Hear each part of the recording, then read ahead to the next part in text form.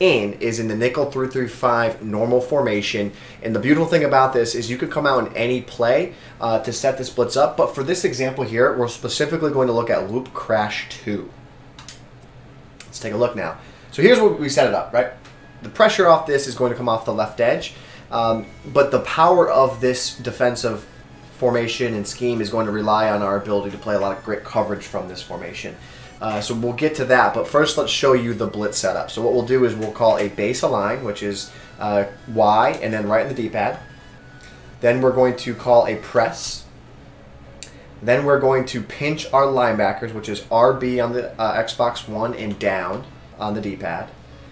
Pinch the linebackers. And then we're going to shift our defensive line to the left, and we're going to crash it up. So that's LB on the D-pad left, and then LB on the right stick up. Now this blitzing linebacker, he should be back here a little bit. He moved up a little bit. The next and last tip that you do is take your middle linebacker here, Minter, and then you stack him in front of the center, and you hover over the center once again. So that's the setup of the play, and you can see it's a soft squats on the outside. But what we're doing is generating pressure off that left edge. And remember, this is supposed to be based all off of coverage first, and then blitz last.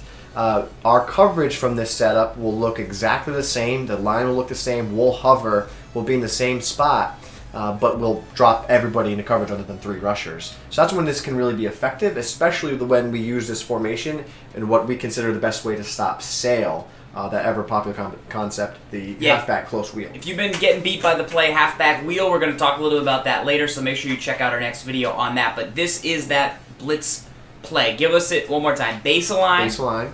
Press. Press. Pinch your linebackers. Slide your defensive line left. Crash it out. And then hover over the center. So I like that you don't have to do anything either it's all moving on the outside, right. or you don't have to re-blitz. Correct. It's all just kind of manual shift the line, shift the linebackers. This also you can see. I think when the hover works better for the success of the blitz. But if you just were kind of out here in no man's land and just kind of hanging out and you snap the ball, you'll still have some success off that edge, like if they block shed. But the hover, you can see there, you picked it up. So you definitely want to get the attention of that center like you're going to blitz, and that will help have success. Now the other thing I really like about this is if we want to send it both ways, what's really great is we do the same setup, which is base align, press, pinch the linebackers, shift the D-line left, crash it out. And this time we're going to global blitz that right of screen linebacker right there. Flowers, now a Patriot, no big deal. And then you're going to do the same thing here. You're going to move in, get in front of the center, and then snap the ball. You're going to go, and you're going to see where we get pretty good pressure off that edge. Now, pass protection obviously is going to pick all this stuff up. Just keep as a reminder, like if we were to go set this blitz up again, and you block your halfback, you do all your ID the mics. I know you haven't practiced that yet. LBA, slide it over. Right. You know, that's a good start. You do your thing there, snap the ball, halfback will run to go pick it up, and then you can see the scramble. So that's just something to keep in mind.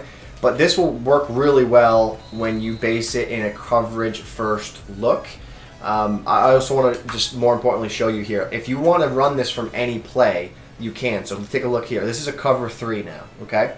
So the same setup applies. It's a base align, press, pinch your linebackers, shift the D-line left, crash it out, global blitz the left of screen linebacker, and then now the only difference is you need to blitz that slot corner. So you can either click on over to him and blitz him, or stay on your middle linebacker and hit Y, Y, Y, right stick down. That's a quick audible or a quick adjustment blitz of that slot corner. You do the same thing that you did before, snap of the ball. Now you're going to give him a cover 3 look, and you can see pressure off that edge. The linebacker came in through that other gap, which that's a benefit, but you can do this from any play.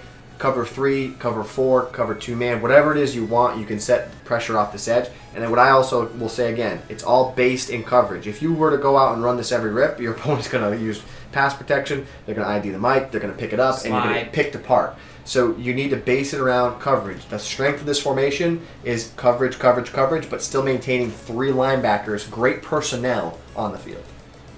Easy blitz scheme, 3-3-5. So now you've got 3-3-5 wide from last week. That's your more saucy every down style pressure. Yeah, it is. I also find this is a very stout run defense. Just the alignment that you get. It's tough to round that left edge because of the slot corner. And then you're kind of muddy in here and you got 2 free linebackers, right? And you kind of get there. it's really a difficult front to run against because you got 3 linebackers all close to the line of scrimmage, which gives you good run fits with what you have. So overall, very strong defense. I think it's one of the best coverage formations in the entire game.